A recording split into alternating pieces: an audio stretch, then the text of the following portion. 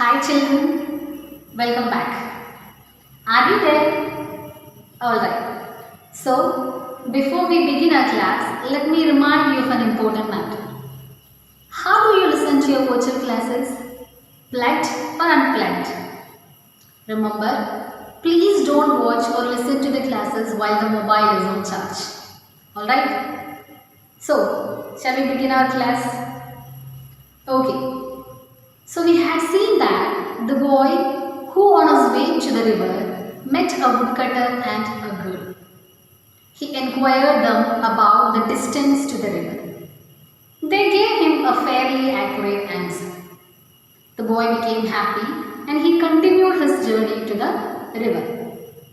Children, now let's see how the boy proceeded his journey to the river, the new experiences and the obstacles he faced. So, shall we continue? A trickle of water came from the hillside and the boy stopped to drink. The water was cold and sharp but very refreshing. However, it seemed to have the effect of making him more thirsty. The sun was striking his side of the hill and the dusty path became hotter, the stones scorching the boy's feet. He was sure he had gone halfway. He had walked for over an hour. Alright. So, while walking, he saw a trickle of water coming from the hillside. What does it mean by trickle? Trickle means thin flow of liquid. What does it mean? Thin flow of liquid. So, when the boy saw the water coming from the hillside, he stopped there to drink. The water was cold, sharp, but at the same time it was very refreshing. And the refreshing water made him more thirsty. The sun was striking from the hillside and the path became so hot. What does strike means? Hit forcibly. Strike means hit forcibly. And while walking, the boy could feel the stones scorching his feet. Scorch means very hot. Okay, so the boy could feel the stones scorching his feet. But one thing he was sure that he had gone halfway because he had walked for over an hour. Is it clear? Now on to the next paragraph. Presently he saw another boy ahead of him driving a few gourds down the path. How far is the river? He asked. The village boy smiled in a friendly way and said, Oh, not far. Just round the next hill and straight down. The boy, feeling hungry, unwrapped his loaf of bread and broke it in halves, offering one portion to the village boy. They sat on the hillside and ate in silence. The boy continued his journey towards the river. And now he met a village boy ahead of him. He was driving his gourds down the path. The boy asked the same question again to the village boy. How far is the river? So what do you think of the other boy's response? Is it far or near? Let me tell you. The village boy was so friendly that he smiled at him. He told him that it is not so far. It means it is near.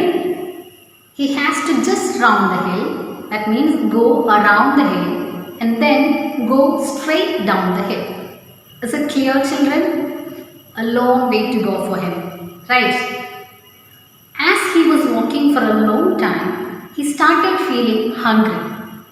So he unwrapped the loaf of bread. Don't you remember? The boy carried a loaf of bread with him when he started his journey, isn't it? So he unwrapped the loaf of bread, broke it in halves, and offered one portion to the village boy. See his broad-mindedness, how generous he is, right?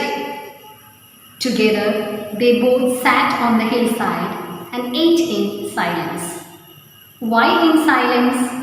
Enjoying the snacks. Is it clear? Now shall we move on to the next paragraph? When they had finished, they walked on together and began talking and talking. The boy did not notice the smarting of his feet and the heat of the sun and the distance he had covered and the distance he had yet to cover. But after some time, his companion had to diverge along another path, and the boy was once more on his own. So, after they finished eating, they continued walking. While walking, they talked a lot. See, for example, when you go for a walk and on the way when you meet your friend, what will be your reaction? Will you keep mum? Will you keep silence, or will you talk to him? Definitely you will talk, isn't it? Because while talking we share so many things. Here, the boy forgot everything when he conversed with his companion. And what he forgot? He forgot the smarting of his feet. Smarting means sharp pain. Okay, so the boy forgot about the pain on his feet, the distance he had covered and yet to cover. That means the distance he already walked and the distance he has to walk. Poor boy, he has to walk a little more distance. Alas, his friend took a diversion. That means he went this way and the village boy went the other way. Now our boy was left alone once more. Is it clear, children? Alright. And that's all for the day. Today you have no assignment, but make a point to read the lesson thoroughly to know the new words. Don't you want to listen to the remaining part of the story? Yes. We will continue the story in the next class. Till then, it's a bye from me. Thank you.